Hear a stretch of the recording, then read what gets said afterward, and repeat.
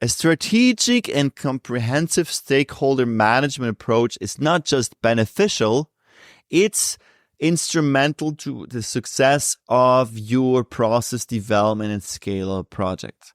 It doesn't just increase the likelihood of your project success, it becomes a driving force behind it. Hey, smart biotech scientists, let me be clear. Too many projects fail due to poor stakeholder management. In this episode of the Smart Biotech Scientist podcast, we are diving into a crucial yet overlooked aspect of project success. It's engaging your stakeholders. With 5 simple steps, we'll guide you through the process of managing your stakeholders effectively. So if you haven't listened to the first 3 steps, please go back to part 1 of this episode, and today we are continuing our journey with the final 2 steps to engage your stakeholders.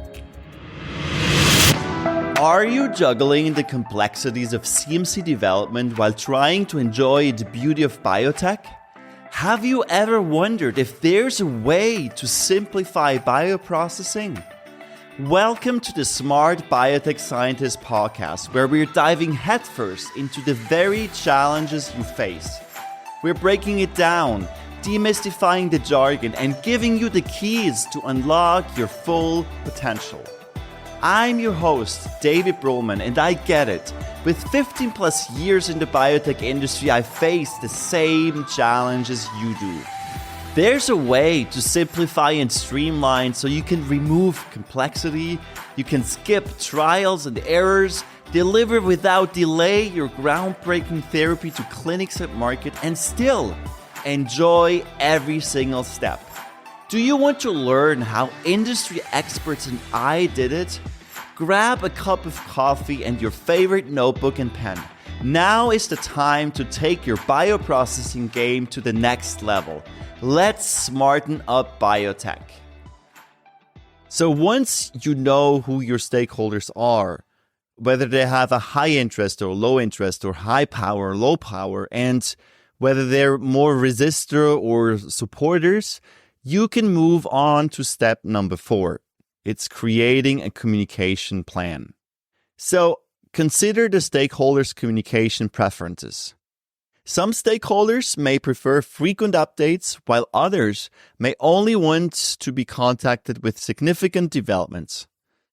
Understanding these preferences can help ensure that your communication efforts are effective and appreciated. Once you have a clear understanding of your stakeholders, you can begin to plan how you will engage with each one. This may involve regular meetings, project updates, or more informal check-ins. The goal here is to keep stakeholders informed and involved in the project, ensuring their needs are met and their concerns are addressed. And here again, it's key to have the right format. For instance, inviting my QC friends to a meeting would not have been the right approach. Remember, the key to a successful stakeholder management strategy is regular communication, active engagement, and a deep understanding of your stakeholders' needs and concerns. The best way to make sure you guarantee consistent communication of the relevant content, develop a communication plan for each stakeholder profile. And the plan includes information such as the type of information that should be communicated, which means your key message. Then the engagement approach. This could be one-on-one, plenary, workshops, advisory groups, etc.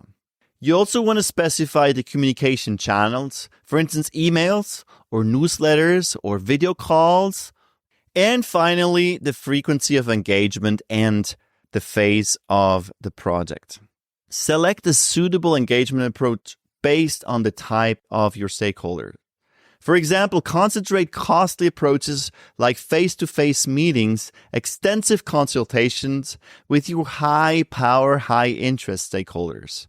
And less time and energy consuming methods such as newsletters and emails fit much better to those who have less interest and power. And nevertheless, don't neglect to provide enough information to low priority stakeholders as well, as I should have done with my QC friend. And finally, step number 5, engage your stakeholders. Because once you've determined your strategy and crafted your plan, the next step is to put it into action. It's not just a good start, a good preparation. You need to effectively manage your stakeholders throughout the entire project. And during the execution of your project, consistency is paramount. And adhere to your device plan, but be also prepared to adapt if necessary. Because engaging with stakeholders is an active process. So maintain open lines of communication, whether it be through scheduled meetings, frequent updates, or informal touch points. For example, you might organize a monthly video conference with a high-power, high-interest stakeholder to discuss progress and address any concerns. Alternatively, you could arrange a bi-weekly email update for those with less direct interest, just summarizing the key developments in the project. During your engagement with stakeholders, it's crucial to continuously monitor their feedback and also their reactions to project developments. For instance, if a stakeholder expresses concern about a recent decision, it's important to address their issue promptly.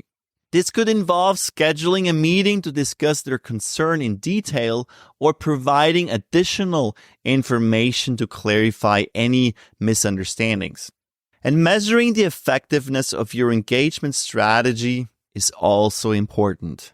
And you could do this, for instance, through regular feedback from stakeholders or by observing their level of participation and engagement in meetings, or just noting any increase in support for the project. If you find that a certain communication method isn't working well, don't hesitate to adjust your approach. For instance, if stakeholders aren't responding well to email updates, you might try a different format, such as a brief video update. And remember, the ultimate goal is to ensure stakeholders feel involved, informed, and also, very importantly, valued through the project, which in turn helps secure the continuous support. So here it is, smart biotech scientists. A strategic and comprehensive stakeholder management approach is not just beneficial, it's instrumental to the success of your process development and scale-up project. It doesn't just increase the likelihood of your project success, it becomes a driving force behind it. Stakeholder management is not just about meeting expectations. It's about crystallizing them, delivering beyond them, and thereby ensuring the satisfaction of each stakeholder. So this makes your project not just a success, but a benchmark for others. And here's how you achieve this. Well, initiate by identifying your stakeholders and understanding who holds a stake in your project. Then number 2, proceed by classifying them, discerning their roles, influence, and interests, and develop a strategic plan for stakeholder management tailored to accommodate each stakeholder. Number 4, formulate a communication plan that aligns with each stakeholder's preference. And finally, step number 5, engage with them consistently throughout the entire project, keeping them informed, involved, and invested. And by following this comprehensive approach, you don't just manage your stakeholders, you engage them in a partnership for success. So smart biotech scientists, it's time to spring into action and craft your stakeholder management strategy. Right at the end of this episode, start laying the groundwork for a robust and effective plan. Remember, stakeholder management is a crucial component in the success of your projects. And don't stop there. To truly elevate your bioprocess and business development projects, I'm offering you a free assessment. And in this call, we will examine your current situation to identify any issues. We will uncover the number one obstacle hindering you and your business, and develop an action plan for immediate results to ensure the success of your project. So get started now at brulmanconsulting.com. All right, smart scientists. That's all for today on the Smart Biotech Scientist podcast. Thank you for tuning in and joining us on your journey to bioprocess mastery. If you enjoyed this episode, please leave a review on Apple Podcasts or your favorite podcast platform. By doing so, we can empower more scientists like you. For additional bioprocessing tips, visit us at smartbiotechscientist.com. Stay tuned for more inspiring biotech insights in our next episode. Until then, let's continue to smarten up biotech.